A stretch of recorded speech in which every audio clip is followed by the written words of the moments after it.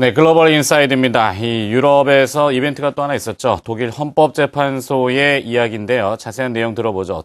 우리투자증권 동수원 WMC 지점에 서상영 차장이 연결되어 있습니다. 안녕하십니까? 네, 안녕하십니까? 네, 독일 헌법재판소가 이 유로 안정화 기구 ESM에 대한 조건부 합헌 판결을 내렸다고 들었습니다. 근데 이제 주시장은 별로 반응이 없었고요. 나머지 리스크 지표들은 빠르게 또 안정을 찾았던 것 같은데요. 주식시장이 반응하지 않은 이유는 무엇일까요? 사실 이번 독일 헌재 판결은 애정된 모습이었습니다. 국제조약인 ESM 신설을 되돌리기에는 무리가 있었고 의회 권력을 존중하는 독일 헌재의 속성상 다수의 찬성으로 출범시킨 ESM에 대해서 합헌이 아니라고 하지는 못할 것으로 예상되었던 부분이었습니다.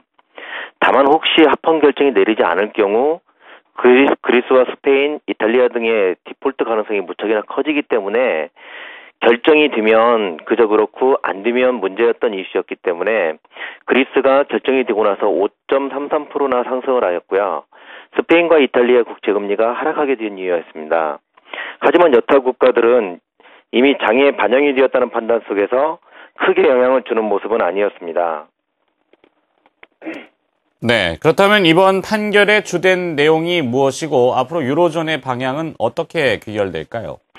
헌재 판결 내용 중 핵심적인 부분은 먼저 1900유로의 한도를 결정했던 부분, 두 번째는 ESM의 모든 결정은 의회에 모두 보고를 해야 되고 구제금융 등 ESM의 활동은 의회 승인을 얻어야 된다는 내용이 있었고요.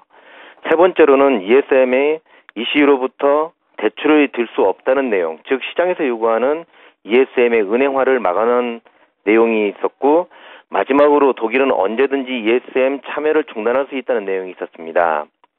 이러한 부분은 결국 ESM이 구제금융으로 활용될 때 독일 의회 승인 여부가 핵심이 되고 이러한 모습은 결국 독일이 원하는 전제 조건, 즉 긴축 등을 해야 된다는 뜻으로 지난번에 22회 통화정책회의에서 나왔던 국채 매입이 필요한 국가는 먼저 요구를 하라고 한 내용과 동일하다고 볼 수 있습니다.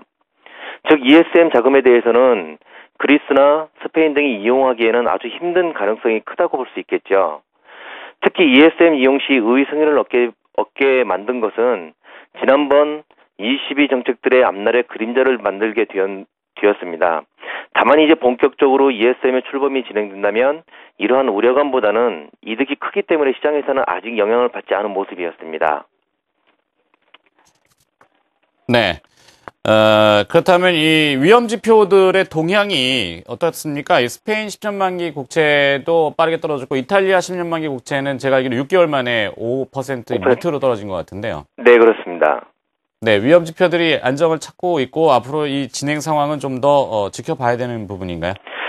일단 10월에 있을 스페인 316억 유로의 국채 만기에 집중할 필요가 있습니다. 지금 현재는 스페인 국제금리가 많이 낮아져 있어서 스페인 스스로 자금 조달이 가능하기 때문에 얼마 전 스페인 총리가 구제금융 신청을 하지 않을 것이라는 말을 했듯이 국제금리가 향후 변화가 되어서 7% 가까이 상승을 하게 된다면 시장은 재차 요동칠 수 있기 때문에 주의 깊게 지켜봐야 될 것입니다.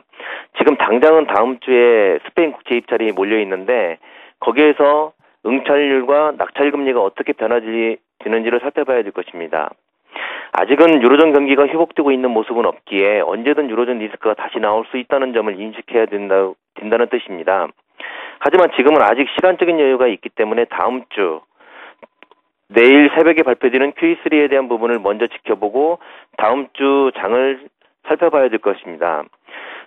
그렇기 때문에 지금 현재 수면 아래로 내려가 있는 유로존 리스크를 굳이 생각할 필요는 없을 것으로 여겨집니다. 네, 알겠습니다. 글로벌 인사이드 우리투자증권 동수원 WMC의 서상영 차장이었습니다. 고맙습니다. 네, 감사합니다.